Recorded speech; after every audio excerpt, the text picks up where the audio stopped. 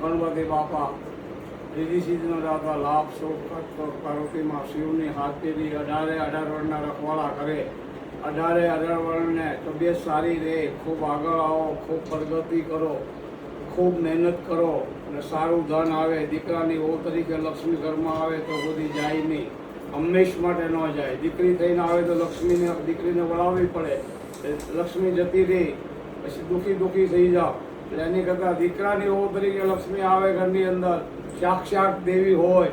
એક આવે ઘર ભરાય, એક આવે નાશ થાય. એક બાપના 3 દીકરા હોય, એક કરોડપતિ હોય ને એક બેઠો ન બોલાવે. કર્મ જુદા છે. એ કર્મને સંગાતે હેરાણા મારું કોઈ નથી.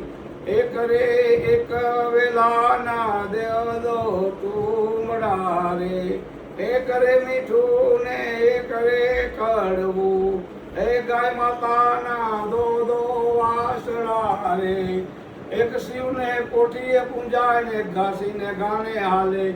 એ કરવણે લલાટે લખ્યા છે, લેખ ભોગવા જ પડે છે. એ કોઈનું ખોટું લીધું હોય તો બળદ થઈને આગલા જન્મમાં બી આપવું પડે છે. એ ખાસ ધ્યાન રાખજો. 18 વર્ષને મારે ખાસ કહેવાનું છે. એ થોડાક પૈસા મળે તો હાલે, ભગવાન તબિયત સારી રાખે હંમેશ માટે. એ ખાસ મહેનતનો પૈસો 1 રૂપિયો ઘરમાં આવ્યો તો લાખો કરોડો રહીને આવશે, અને આરામનો 1 રૂપિયો આવી ગયો ઘરની અંદર તો લાખો કરોડો રહીને જતા રહેશે. એટલે નીતિએ નારણ, અનિત્ય કૂતરા હશે. 18 વર્ષને મારે કહેવાનું છે, નીતિથી કમાશો તો તમારા ઘરમાં કોઈ ધન ખૂટશે નહીં. ખૂબ સુખી થાઓ, ખૂબ આગળ આવશો, ખૂબ પ્રાપ્તિ કરશો. 8 કલાક મહેનત કરતા તમને કાંઈ મળતું ન હોય તો કોઈનું મુલ્ક મૂકેલું કરેલું દ્રષ્ટિ, માના સ્થાનમાં બાળક ધાવતું હોય તો પોતાની માની નજર લાગી જાય. મારો છોકરો કેવો હાવ હશે, કેવી એની બી દ્રષ્ટિ પડે, માની બી નજર લાગે. એટલે કોઈની નજર પડી જાય તો તકલીફમાં બહુ આપણે આવી જઈએ છીએ. કોઈને ગળણ અડતો હોય, કાંઈ બી એજ્યુકેટ તકલીફ હોય, કોઈને ફીટ આવતી હોય, કોડ હોય, કોઈને બાળ બચ્ચા 40 વર્ષ સુધી ન થતા હોય તો મારી માં રાણી રાંધણ જો સામે બેઠી, મારો કૃષ્ણ, મારો રાધે, મારો શિવ, માં પાર્વતી, હનુમાન દાદો, સૂર્ય ભગવાન, એટલા દેવો બધા આપે. માથી હુકો પાપડી ભાંગે નહીં. હું તો આની અંદર નિમિત્ત છું. ના જાયનું જાનકી નાથે સવારમાં શું થવાનું. સમય મહાન નહીં, ગોરેશ મળવાર નહીં, કાબે અર્જુન રોટી આવી ધનુષ ને બાણ. કોઈને સારામાં નિમિત્ત બનાવે, કોઈને ખરાબમાં બનાવે. ઘરે ઘરે ભૂવા નથી, ઘરે ઘરે સતી નથી, ઘરે ઘરે જ્યોતિષ નથી. સમજી લેજો ભક્તો. આપણી ગાય માતા રોજની જે 50,000 કતરખાને જાય છે, એ ખાસ બધા એક આખા પબ્લિક 90% જાગી ગઈ છે. હોય 100% જાગી જાઓ. ભારત તમારું આખું વેસાઈ ગયું છે. તમે જાગૃતિ તો થઈ ગયા છે 90%. હોય 100% જાગૃતિ થઈ જાઓ, બધા એક થઈ જાઓ. ભારત આપણું બસાવી લો, આપણી ગાય માતાને બસાવી લો. કોઈ જીવ હત્યા ના થવી જોઈએ. ગાયની નહીં, કોઈ જીવ હત્યા થાય નહીં. સરકાર છે, માય બાપ છે. સરકારને પગે લાગીને કહું છું કે તમે બધા ધંધા કરો પણ જીવ હત્યા બંધ કરાવો, લાયસન્સ બંધ કરાવો. એ જ મારી બ્રાહ્મણની પ્રાર્થના છે. તમને કે મને કોઈ ઠપાર મારી હોય તો આપણને કેટલું લાગે છે? તો આપણી ગાય છે, આપણી માં છે, જન્મ આપનાર આપણી દાતા છે. અને જીવ હત્યા મહાન પાપ છે. મહાવીર ભગવાન નીકળતા હતા અને 4 કા વાવ હોય, હાવડ ને 4 કા વાવ હોય, 4 કા માંગ હોય, 4 કા વાવ હોય, અને એની ગદ આવી જતી હાવડ ને કે મહાવીર ભગવાન નીકળ્યા છે. તો હાવડ શિકાર નતો કરતો. તો અણભક્તો, મારે તમને બધાને આ જણાવવાનું છે કે એક જનાવર સમજી જતો કે ભગવાન નીકળ્યા છે, શિકાર ન કરતો. તો ખાસ ધ્યાન રાખજો. સરકારને મારે ખાસ કહેવાનું છે કે લાયસન્સ બંધ કરાવો. મારે બીજું કાંઈ જોતું નથી તમારી પાસેથી. જીવ હત્યા બંધ કરાવો. તમારે પછી જે ધંધા કરવા તે કયા કરો. તમારા કર્મ ને ધર્મ તમારી સાથે, મારા કર્મ ને ધર્મ મારી સાથે. એ કર્મને સંગાતે હેરાડા મારું કોઈ નથી. કર્મ પ્રધાન છે. એટલે બ્રાહ્મણ થઈને હું પૈયે લાગુ છું સરકારને. ખાલી તમે એક જીવ હત્યા બંધ કરાવી ગયો એટલે બધું આવી ગયું. તમારા બધાની તબિયત રામસોરી થઈ. ભગવાનના મંદિરમાં જઈને હજી બી તમે દર્શન કરાવો, કરી આવો અને પૈયે લાગી આવો કે ભગવાન સોરું કસોરું થાય, માવતર કમાવત ના થાય, એમ કરીને પૈયે લાગી લો. અને એની વસ્તુ જે લઈ ગયા છો ત્યાં મૂકી ગયો તો તમારો બેડો હજી બી પાર થશે. ભગવાન કોઈને મારતા જ નથી. સમજી લેજો ભક્તો. ભગવાન તમને 7 વાર સુધરવાનો મોકો આપે. જો 7 વાર તમે ન સુધરો તો 8મી વાર બીજા પાસે મરાવે. ભગવાન તો કોઈને મારતા જ નથી, એનો નિયમ છે. ભગવાન કોઈ બી 18 વર્ષ એના માટે સરખા છે. એ કોઈ દી કોઈને મારતા નથી. આ ભક્તો મા બાપને આશ્રમમાં મૂક્યા હોય તો લઈ આવજો, મા બાપને હાંસવજો. જગતની અંદર મા બાપથી કોઈ ઊંચું છે જ નહીં, સમજી લેજો. ગમે ત્યાં જાઓ, કોઈ બી ભક્તિ કરો, રામની કરો, કૃષ્ણની કરો, શિવની કરો, પાર્વતીની કરો, કોટી દેવોની કરો, પણ જ્યાં સુધી તમે મા બાપને નથી હાંસવા ત્યાં સુધી ભગવાન તમારી કોઈ ભક્તિ નહીં શીખવાડે. અણભક્તો ખાસ ધ્યાન રાખજો, મારે તમને કહેવાનું છે. એટલે મા બાપને આશ્રમમાં મૂક્યા હોય તો ખાસ લઈ આવજો અને મા બાપને હાંસવજો. બેન દીકરીની દલાલી ખાતા નહીં. બેન દીકરી આગળ આવે તો એને હસતી હસતી કાઢજો અને હસતી હસતી લાવજો. અને સાચું તો બેન દીકરીને કહેવાય. બેન હોય કે હકી માં હોય કે હકો બાપ હોય કે હાથ ખોટો છોકરો હોય પોતાનો. સત્યમ શિવમ સનાતન ધર્મ. સત્ય બોલવું, સત્ય હાલવું એ મારો ધર્મ છે. પછી મારી પોતાની દીકરી હોય કે મારો પોતાનો દીકરો હોય, દીકરો અવળો જતો હોય, ખોટા ધંધા કરતા હોય, દીકરીને હારે મૂક્યા પછી દીકરી બી વારોતાની કરતી હોય, પીએની વાતો કરતી હોય, પીએની વાતો સાંભળતી હોય કે મારું બધું હાલે છે, તો એ પાપી કહેવાય છે. સમજી લેજો અણભક્તો. ખાસ હંમેશ માટે તમે કોઈ બી મારી પોતાની દીકરી હોય એને પીએની અંદર વારોતાઓ કરતી હોય તો એને હું કહી દઉં, વાંક આવતી નહીં વાયથી આવજે, ખાઈ પીને આનંદ કરજે. તારા ઘરને તું ધણી, હું મારા ઘરનો ધણી. દીકરી હોય તો શું થઈ ગયું? કોઈ બી હોય એજુ છે, ખાસ ધ્યાન રાખજો. સફર આપણે ઓલા બાંધીએ છીએ લોકોએ, આવે જાય, ખાય પીવે, એકાબીજાને ફોન કરે. ઓર એકવાર બાંધે, હક્કો 10 વાર બાંધે. સમજી લેજો. હું તમને વધારે કહું છું, ઓર હોય એ એક જ વાર બાંધે અને આપણે હકા હોય ને વહેલા 10 વાર બાંધી તો પછી કાંઈ રાખી ન મુકાય. એને માણસ કહેવાય, એને સત્યમ શિવમ સનાતન ધર્મ કહેવાય છે. પછી હવના કર્મ હવ ભોગવે.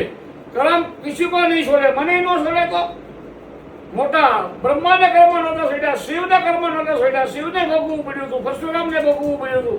કર્મ કિસી કો નહીં છોડે. કર્મ હંમેશા માટે કર્મ ને ધર્મ બે જ વસ્તુ તમારી સાથે આવશે. સત હાલશો, સત બોલશો, સત કરશો તો જ ભગવાન તમારી સાથે રહેશે, નકર ભગવાન તમારી સાથે રહેશે નહીં. અણભક્તો ખાસ ધ્યાન રાખજો. એક ધર્માદો કોઈ ખાતા નહીં. ધર્માદો એટલે માંદો, હંમેશ માટે માંદો. ધર્માદો કોઈ ખાવો નહીં. રામના પૈસા આવતા હોય અહીંયા, એટલે ધર્માદો ગમે ત્યાં આશ્રમમાં જાઓ તો 200 રૂપિયા મૂકી દેવા અને પછી જમો તો કોઈ તકલીફ પડતી નથી. આ મારે ખાસ તમને આજે રામકથા આપું છું. થોડી બાકી રહી ગઈ છે. લક્ષ્મણ જતા રહ્યા, પછી રામને હનુમાન લેવા આવ્યા. હનુમાન બેઠા હતા, રામની રક્ષા કરતા હતા. જમરાજા લેવા આવ્યા હતા અને મારીને ભગાડી મૂક્યા.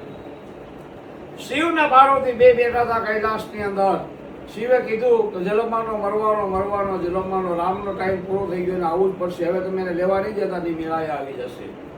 એમ કરી અને બીજે દિવસે રામે વિચાર કર્યો. હનુમાનને કીધું અમારી વીંટી અહીંયા તળમાં નાખી દીધી છે, પડી ગઈ છે, લઈ આવો. એ વીંટી છે પતાળની અંદર હનુમાન લેવા ગયા અને અહીંયા નાગરાજ મળ્યા. એને નાગરાજે કીધું, એને મદદ કરી ગોતવામાં. મોટો ઢગલો હતો, એમાંની વીંટી ગોતી બી લીધી હનુમાન દાદાએ. અને રામ શ્રી નદીની અંદર સમાધિ લેવાની તૈયારી કરતા હતા, હનુમાન આવી બી ગયા. તો એ રામે કીધું, બેટા તારે ઉપર નથી આવવાનું હનુમાન, તારે નીચે રહેવાનું છે, તારે લોકોને ભક્તિને માર્ગે દોરવાના છે. આગલા જન્મમાં આપણે હું કૃષ્ણ બની જ્યારે પાછા મળશું, તું ખાસ ધ્યાન રાખજે હંમેશ માટે. પછી રામે સરી નદીની અંદર સમાધિ લઈ લીધી. એ એના વૈકુંઠમાં લક્ષ્મણ રાહ જોતો હતો, ત્યાં પહોંચી ગયા. પછી એની અંદર હનુમાન દાદા એકલા પડી ગયા. બહુ રડ્યા, આખી અયોધ્યા રડી. બહુ રામને ગયા પછી અયોધ્યા બહુ રડી.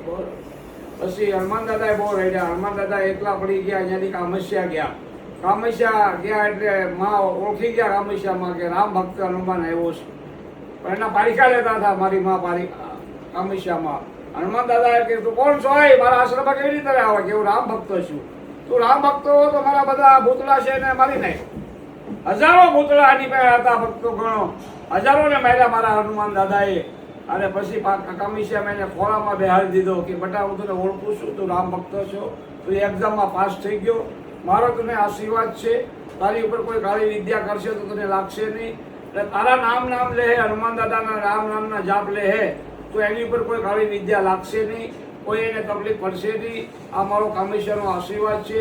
પછી હનુમાન દાદાએ જેને જે ભક્તિ જોવે, કૃષ્ણની, રામની, શિવની, જે બી ભક્તિ જોવે હનુમાન દાદાએ બધાને ભક્તિ આપી છે. અત્યારે નીચે હનુમાન દાદા, રાણીમાં રાંદલ, સૂર્ય ભગવાન, કૃષ્ણ, શિવ, મા પાર્વતી અને ગણપતિ આ 5 દેવો જ કામ કરી રહ્યા છે. બીજા અત્યારે આ કલિકાલ છે, કલયુગ છે. મેન સત્યનારાયણ ભગવાનની કથા કરાવો તો તમારા ઘરની અંદર લક્ષ્મીનો ખૂબ વાસ થાય. 12 મહિનાની અંદર 2 કથા થવી જ જોઈએ આપણા ઘરે. 12 મહિનાની અંદર સત્યનારાયણ ભગવાનની કથા તમારા ઘરના આંગણે કરાવો, મંદિરમાં નહીં તો મંદિરમાં ફળ મળશે, સમજી લેજો. કોઈ બી વિધિ મંદિરમાં થતી જ નથી. જે બી તમે વિધિ કરાવો, હાથ તમારા પિતૃની વિધિ કરાવો તો તમારા ઘરે થાય, સમજી લેજો. આ તમને બ્રાહ્મણો લઈ જાય છે, ખોટા લઈ જાય છે. વાસી નાસી બધું એ બધું ખોટું છે. ઘરને આંગણે બાપુજી મરી ગયા હોય કે માં મરી ગઈ હોય તો ઘરને આંગણે કોઈ બી વિધિ કરાવો તો એ ભોગ થાય છે.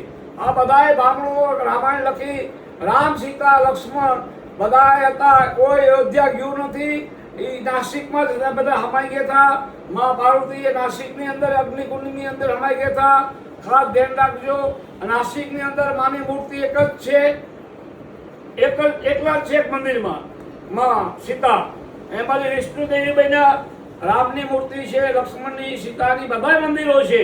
પણ સીતામાં એકલા છે એક મંદિરમાં, લક્ષ્મણ રેખા દોરીથી ત્યાં.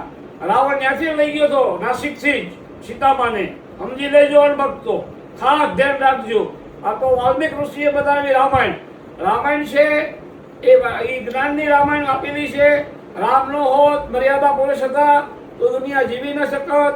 રામે બધી મર્યાદા પુરુષ પાડી છે. તમે તમારા બાપના કહેવાથી 2 કલાક પૂજા કરશો, એનું કામ કરશો, એને એક પાણીનો ગ્લાસ તમે નથી અમાવી શકતા. રાવણનું પૂતળું બાળવું. પણ પેલા રામ તો બાય, પછી એનું પૂતળું બાય. રાવણ નાનપણ તો મારું પૂતળું નહીં બાળો, પણ પેલા રામ બનો તો મારું પૂતળું બાળો. રાવણે એમ કીધું. રાવણ કઈ જેમ તેમ બ્રાહ્મણ નહોતો, વિદ્વાન બ્રાહ્મણ હતો. વાહિંદા ભરે, પવન પાણી ભરે, બારે ઘરે ઢોલિયા બાંધેલા. એ તો નાટક કર્યું હતું. રામના હસ્તે આખા કુટુંબનો મોક્ષ કમાવો હતો એટલે નાટક કર્યું. સીતા દીકરી હાચી રાવણની જ હતી, બીજા કોઈની નહોતી. એ વખતે એ ટાઈમમાં રાવણને અને મનોત્રીને પ્રેમ હતો, ખૂબ પ્રેમ હતો. પછી 4 મહિનાનો કુંવારા એને ગર્ભ રહી ગયો હતો. પછી ઋષિઓ પાસે ગઈ કે રાવણ માણસ કેવો, મારે એની સાથે લગ્ન કરવા છે. તો ઋષિએ કીધું બેટા રાવણ જેવો કોઈ પવિત્ર બ્રાહ્મણ નથી. વાહિંદા ભરે, પવન પાણી ભરે, મારે ઘરે ઢોલિયે બાંધેલા, શિવને પ્રસન્ન કરેલા, બહુ પવિત્ર બ્રાહ્મણ છે. પછી એની અંદર મનોત્રીએ વાત કરી. રાવણ આવ્યો, લગ્ન કરવામાં કોઈ તકલીફ નથી, પણ આ લંકેશમાં હું હારે લઈને આવું તો મને લોકો મેણું બોલે. કોઈ ચિંતા કરીમાં એમ વિમાનમાં બેઠા અને મંત્ર ચાલુ કર્યા. રાવણે એ ગર્ભ ખર્યો અને ખોબામાં આવ્યો. એમાં બ્રાહ્મણોએ ઋષિએ કોઈ લોહીનું ટીપું આપ્યું અને જનકરાજાની જ્યાં ખેતી હતી ત્યાંથી દાટી આવ્યા. ધરતીમાંથી બહાર નીકળ્યા. એ જનકરાજાએ પાળી પોડીને મોટી કરી અને ધરતીમાં હમાઈ ગયા. અને સીતામાએ કષ્ટ વેઠ્યું છે એવું કોઈ વેઠી ના શકે આ આખા જગતની અંદર. મારી માં સીતાને મારા 7 વાર પ્રણામ છે. રામ, સીતા, લક્ષ્મણ, હનુમાનને. રામ મર્યાદા પુરુષ પહેલા, એને ખબર હતી મારી ભક્તિ પવિત્ર જ છે બધી રીતે. હંમેશ માટે 2 માણસ હોય. રાજા હતા, એ પ્રજાનું પાલન કર્યું, એને રાજા કહેવાય. બધા હેળિયા છે, હેળિયા. અત્યારે સમજી લેજો. ઓમ નમો નારાયણ, જય સિયારામ.